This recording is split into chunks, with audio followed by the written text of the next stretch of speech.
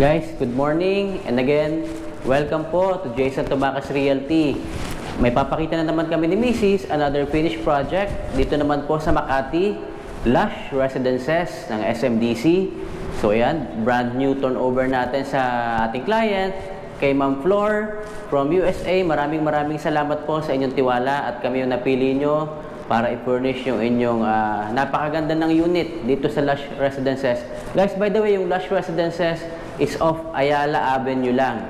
So napakaganda ng location, may mga available units pa po tayo rito. If you want to invest in Makati, this one is the best option. No, dito sa area ng Makati, halos corner siya ng Buendia and Ayala. So nandyan po yung number ko at email address, so pwede niyo po akong kontakin.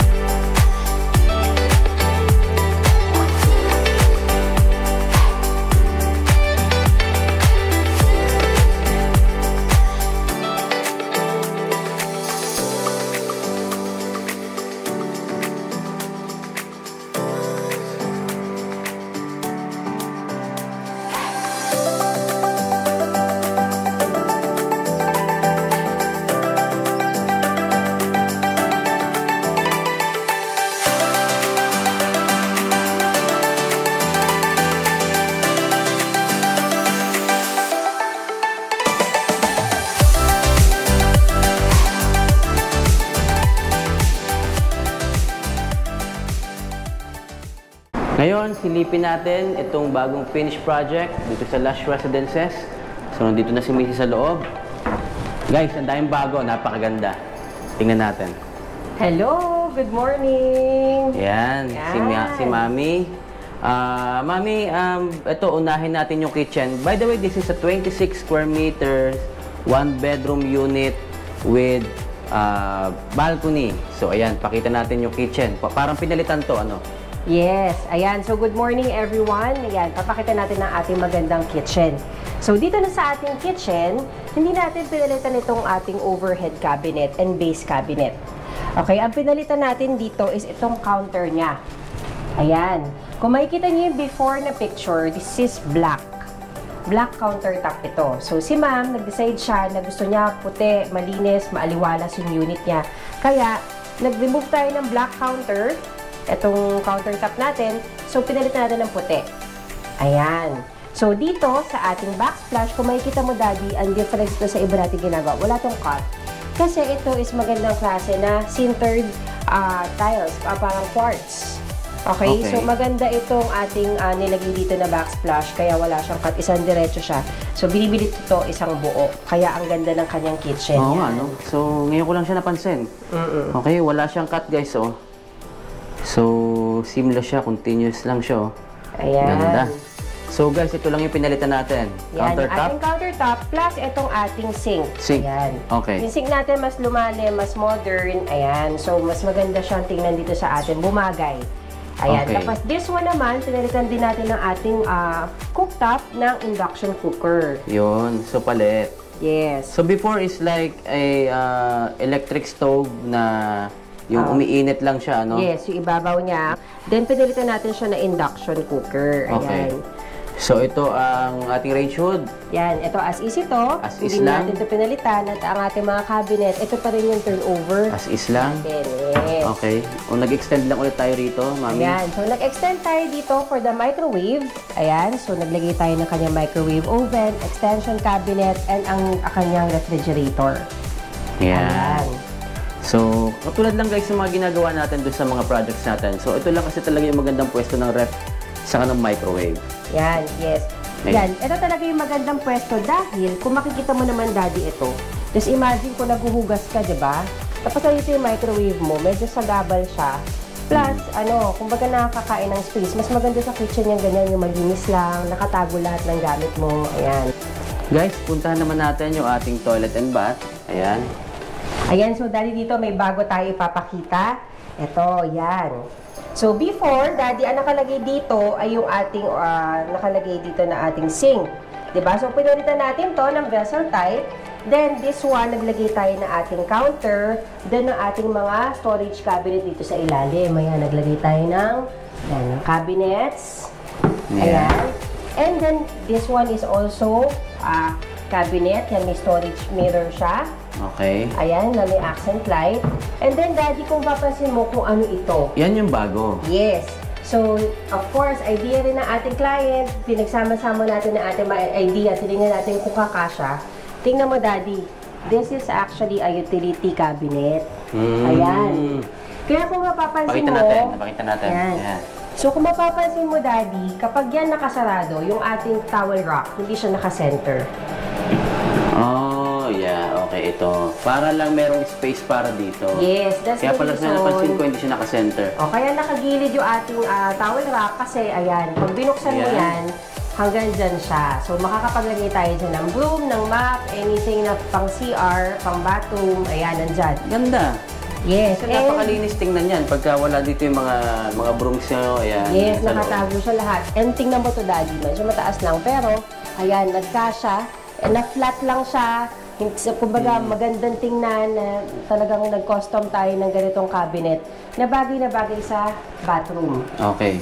And then dito naman sa ating shower area. Yan, dito sa ating shower area, naglagay tayo ng ating water heater. This one is provided na. Yes. Ayan. At ito ng ating glass enclosure. Glass enclosure. So, dagdag lang ulit, guys. So, palaging meron tayong glass enclosure. Yan. Yes. Ayan. Then dito, guys, may bago na naman dito. So, unahin natin itong bago kasi excited ako para mapakita sa kanila. Itong bagong design natin. Ito, guys. Yan. Wow. So, this one is actually the dining and living area. Living room area natin. Yan. So, dito, Daddy, sa ating dining room, this is a new design. Actually, nagawa ko na ito sa isang unit natin dapat, pero hindi ko natupad. Kaya, ito.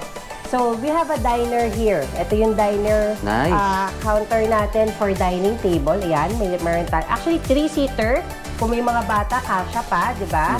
So, naglagay lang ako ng 2 plates para lang for design purposes natin. Ayan, so, ayan, ang ganda ng space natin. Panalo to, guys. Customized. Ganda, ang ganda. Itong mga sandala natin dito, plus this one. And Daddy, this one is storage din sa ilalim. Ah, talaga? Okay. Yes. So, papakita natin siya? ha. Ulang lang natin. So, syempre, ayan. Mayroon tayong secret storage dyan sa ilalim. So, yan, nabubuksan dito. yan. So, pwede mo siyang buksan, guys. So, ayan, guys. Alisin mo lang to. Yes. So, pero ito, guys, mabubuksan to. Yan, iaangat mo lang. Yan. Yan, so, meron kayong secret storage dyan. Wow! Yan. Nice. At hindi lang yan, kasi pati dito meron din. So, hindi ko na siya bubuksan, pero sige, mas madali atang buksan dito. Ayan. Ayun, guys. Ayan. Malaki. Pwede mong mapaglagyan. Pwede ka makapagtago. So, di ba? Na-reveal na natin ang secret ni Ma'am. Parang kahit ako, kasya ako dyan, ha? Na may storage siya dito. Pero ayan nga, ang ganda kasi na-maximize natin yung space, nagkaroon tayo ng dining table dito, and meron pa tayong storage. Ayun. Yan. So guys, gayahin nyo to. Napakaganda po ng design. Napakagandang idea nito. So, napabilib na naman ako rito ni Mami. Then, ito naman, naglagay lang tayo rito ng sofa bed. This one is 2-seater. Yeah, the 2-seater sofa bed na pull out. Ayan. Yan. So, meron tayong space. Pull out na ulit. pwede natin Pull out i-pull natin. out. Yan. Okay. Ayan. So, customized pa rin to, guys. Same with our other projects. So, ayan, 2-seater. Ayan. So, pwedeng naka-slant lang na ganyan. And pwede rin tong hilahin. Yes, pwede mo siya hilahin. Para pwede mo makahiga siya kayo ng diretso. Ayun. So, pero saktong-sakto lang yan. Habang kumakain ka, habang nanonood ka ng TV, so guys, napapanood na TV. maximize tong space na to. Actually, pwede pa tayo maglagay rito dapat ng salamin. Ayan. Yeah. Actually, meron kami si Ma'am Flor. Hello po. Nandito siya ngayon sa Pilipinas. Ininit natin siya. Kaya nilive ko lang as blank to dahil meron siyang gustong design na ipapadagdag. Okay. So, binidyo lang natin kasi just in case lang nagamitin na nila yung unit and nagkaroon na sila ng mga personal na gamit, baka hindi na tayo magkaroon ng chance sa mag-video. Kaya binidyo na natin siya ngayon. So, here naman sa ating entertainment, since this is 26 square meter, kung makikita mo, ang laki. Ang lawak actually ng nakuha natin space for another storage. TV counter, and TV design. Ayan. So guys, ito, ang laki nung nagawa ritong cabinets dito sa ilalim. Ang dami na. Buo siya, ang dami. Ayan, meron tayo dito. Meron tayong drawers dito sa ilalim. Ayan. Meron tayong cabinets dito. Ayan, meron tayong storage. Ang daming pwedeng and ilagay, guys. Drawers dito. So, malalapad yung drawers natin, So, para pag uwi ni Ma'am galing US, yes. So, parang ang dami niyang pwedeng paglagyan dito, no? Matataguan niya ng mga gamit. So, napakalinis pa rin tingnan ng unit. Yun yung purpose, guys. So, Saka hindi itong, makalat. Yeah, saka itong TV area niya, kung makikita mo, yan, very simple, but, elegant pa rin ang dating niya. Ang ganda ng dating, maaliwalas puti. Pwede pang maglagay dito ng, ayan, guys. Maybe wall clock. Yan, pwede pa siya maglagay. So, it's up to ma'am na lang kung ano yung mga gusto niyo pang idagdag. Pero guys, ito, napakaganda nung naging itsura. Very simple, pero ang dami mong pwedeng mailagay ng mga gamit. Ayan. So, puntahan naman natin yung ating bedroom. Ayan. So, dito dati kung makikita mo, we have a new color ng ating divider. This one is a wood. Ang ganda. Wood finish na, actually, aluminum ito. Pero ang kulay niya Ayan, ay guys. wood. Siyang, oo nga, no? Doon sa mga team kahoy natin, guys. Kaway-kaway kayo dyan sa mga team kahoy. Ayan. So, ito ang gusto actually ni Ma'am Flor na i-design na wood pa rin ang makikita niya dito sa ating bedroom katerno nung nasa kitchen natin. Yun talaga yung base na color kasi yun yung existing. So, dito sa ating bedroom, ayan. Kung makikita mo, this is actually another design. So, actually, lahat to bago. Ayan. Ang ginawa lang natin, nagdalawa tayo na dalawang... Yung shape niya bago, yung ginawa natin. Yung shape niya bago, yung design niya bago, dito sa area na to, kasi naging dalawa instead of isa. So, dito, naglagay tayo ng storage sa taas ng kanyang bed. So, meron tayong mga storage area dito. Then, dito, pagka nagbabasa si ma'am ng books niya, ayan, nagsusulat siya, ayan, meron sa ilaw. Then, meron din tayong cabinet dyan. Then, dito, both sides. And we have a side table both sides. So, guys, so push na lang to, yung ating mga cabinets dito.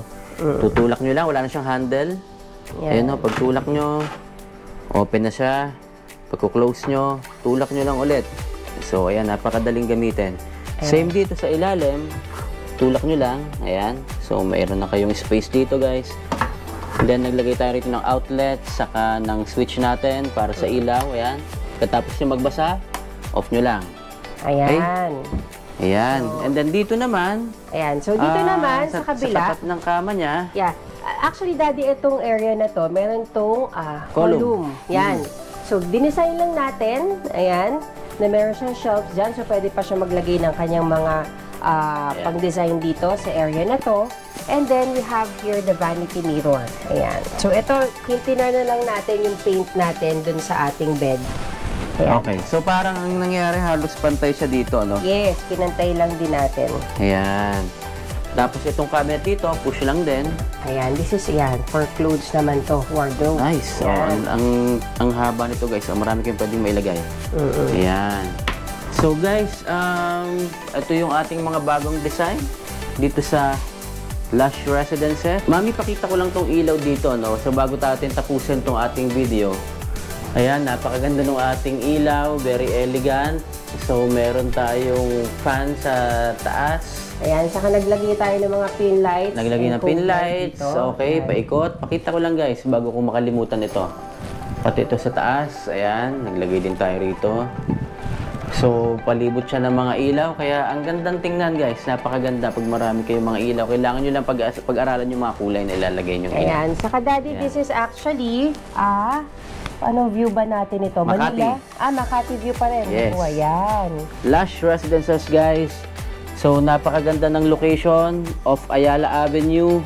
Pwedeng-pwede pa po kayong kumuha at ipa-Airbnb ang unit. Tuturuan ko kayo, guys. Huwag kayong mag-alala. Kapag meron kayong mga property investment na naiisip, let me know lang po. I've been with the company for 14 years, SMDC, one of the sales directors sa SMDC. This is Jason Tumacas. No, doon sa mga bagong viewers natin, please subscribe sa ating YouTube channel para ma-update kayo doon sa mga projects, pabigyan ko kayo ng mga tips, and mapakita namin yung mga bagong designs na naiisip ni Mrs. at ng ating mga clients Sa mga clients ko, maraming salamat sa suporta nyo po. So, wala ako rito ngayon kung hindi dahil sa inyo. So, thank you so much. O, Mami? Ayan. So, first, thank you po, Miss Flor, at napagkatiwalaan yung kamay dito sa project na to. So, dati nagko-communicate lang kami through internet. Never pa kami nagkita. Today pa lang kami magkikita. Ayan. So, sana magustuhan niyo po yung ginawa namin. Thank you very much sa ating Makati group naman. Si Len, si Grace, si Tita, and si Al, and Get Flamenco. Thank you so much for making this place beautiful and clean. Salamat po sa inyo. Maraming salamat po sa inyo. Again guys, please subscribe to this channel at pag meron po kayong mga comments, suggestions, inquiries, message lang po kayo or comment lang kayo at babalikan ko po kayo kaagad. Again, this is Jason Tumakas Realty at palagi niyo pong tuparin ang inyong mga pangarap.